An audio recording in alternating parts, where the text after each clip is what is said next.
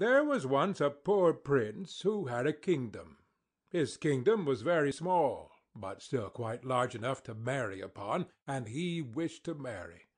It was certainly rather cool of him to say to the emperor's daughter, "Will you have me?" But so he did, for his name was renowned far and wide, and there were 100 princesses who would have answered, "Yes," and "Thank you kindly." We shall see what this princess said. Listen. It happened that where the prince's father lay buried there grew a rose-tree, a most beautiful rose-tree, which blossomed only once in every 5 years, and even then bore only one flower, but that was a rose. It smelt so sweet that all cares and sorrows were forgotten by him who inhaled its fragrance. And furthermore the prince had a nightingale, who could sing in such a manner that it seemed as though all sweet melodies dwelt in her little throat.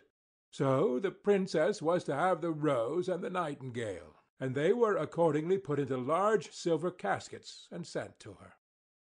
The emperor had them brought into a large hall, where the princess was playing at visiting with the ladies of the court. And when she saw the caskets with the presents, she clapped her hands for joy. "Ah, if it were but a little pussy-cat," she said.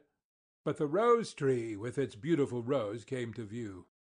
"Oh, how prettily it is made!" said all the court ladies. "It is more than pretty," said the emperor. "It is charming." But the princess touched it, and was almost ready to cry. "Fie, papa!" she said. "It is not made at all. It is natural." "Let us see what is in the other casket before we get into a bad humor," said the emperor. So the nightingale came forth, and sang so delightfully that at first no one could say anything ill-humored of her. "Superbe! Charmant!" exclaimed the ladies, for they all used to chatter French, each one worse than her neighbor. "How much the bird reminds me of the musical box that belonged to our blessed Empress!" said an old knight. "Oh, yes, these are the same tones, the same execution." "Yes, yes," said the emperor, and he wept like a child at the remembrance. "I will still hope that it is not a real bird," said the princess. "Yes, it is a real bird," said those who had brought it. "Well, then, let the bird fly," said the princess, and she positively refused to see the prince. However, he was not discouraged. He daubed his face over brown and black, pulled his cap over his ears, and knocked at the door. "A good day to my lord the emperor," said he. "Can I have employment at the palace?" "Why, yes," said the emperor. "I want someone to take care of the pigs, for we have a great many of them." So the prince was appointed imperial swineherd. He had a dirty little room close by the pigsty, and there he sat the whole day and worked. By the evening he had a pretty little kitchen pot.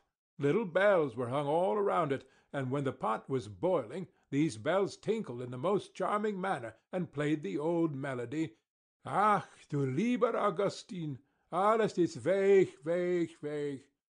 Ah, dear Augustine, all is gone, gone, gone."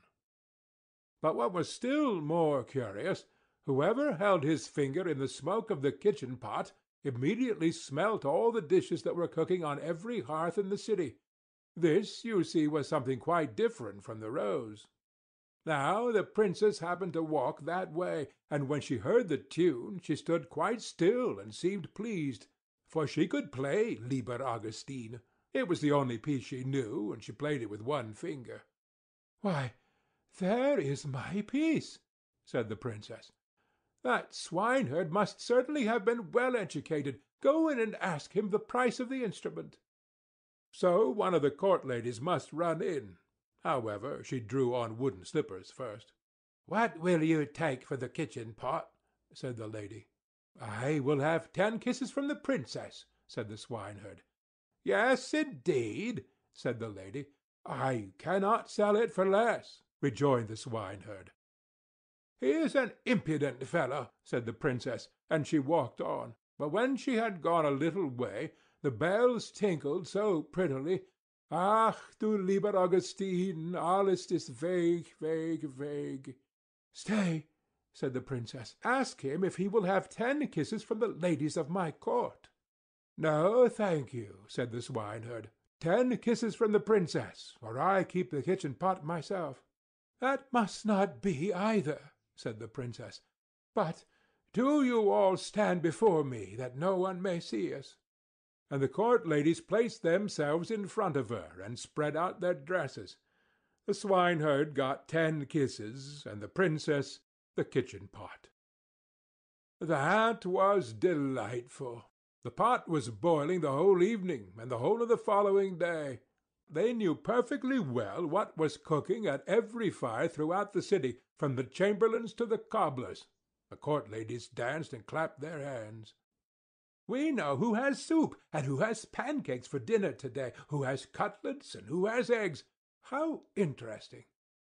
Yes, but keep my secret, for I am an emperor's daughter. The swineherd, that is to say, the prince, for no one knew that he was other than an ill-favoured swineherd, let not a day pass without working at something. He at last constructed a rattle, which, when it was swung round, played all the waltzes and jig-tunes which have ever been heard since the creation of the world. Ah, that is superb, said the princess when she passed by. I have never heard prettier compositions. Go in and ask him the price of the instrument, but mind he shall have no more kisses.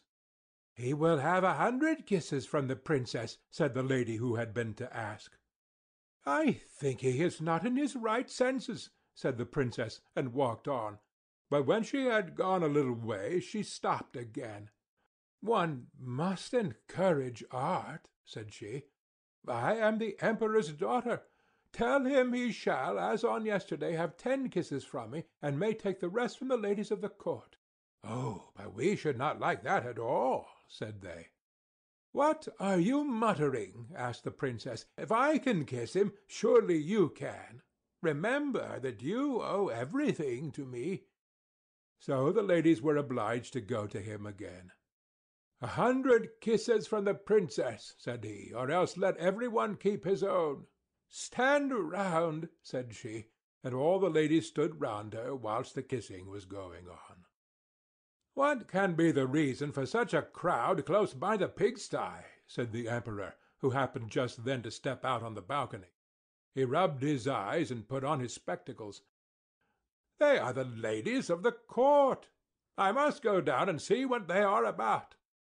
So he pulled up his slippers at the heel, for he had trodden them down.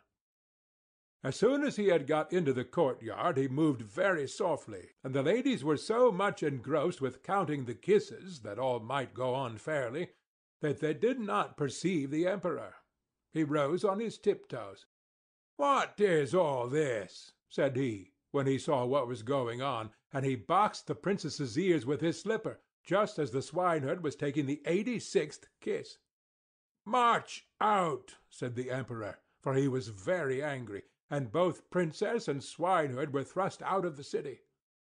The princess now stood and wept, the swineherd scolded, and the rain poured down. Alas, unhappy creature that I am, said the princess, if I had but married the handsome young prince! Oh, how unfortunate I am! And the swineherd went behind a tree, washed the black and brown color from his face, threw off his dirty clothes, and stepped forth in his princely robes. He looked so noble that the princess could not help bowing before him. I have come to despise thee, said he. Thou wouldst not have an honourable prince. Thou couldst not prize the rose and the nightingale, but thou wast ready to kiss the swineherd for the sake of a trumpery plaything. Thou art rightly served. He then went back to his own little kingdom, and shut the door of his palace in her face. Now she might well sing, Ach, du lieber Augustin, alles ist vague, vague, vague.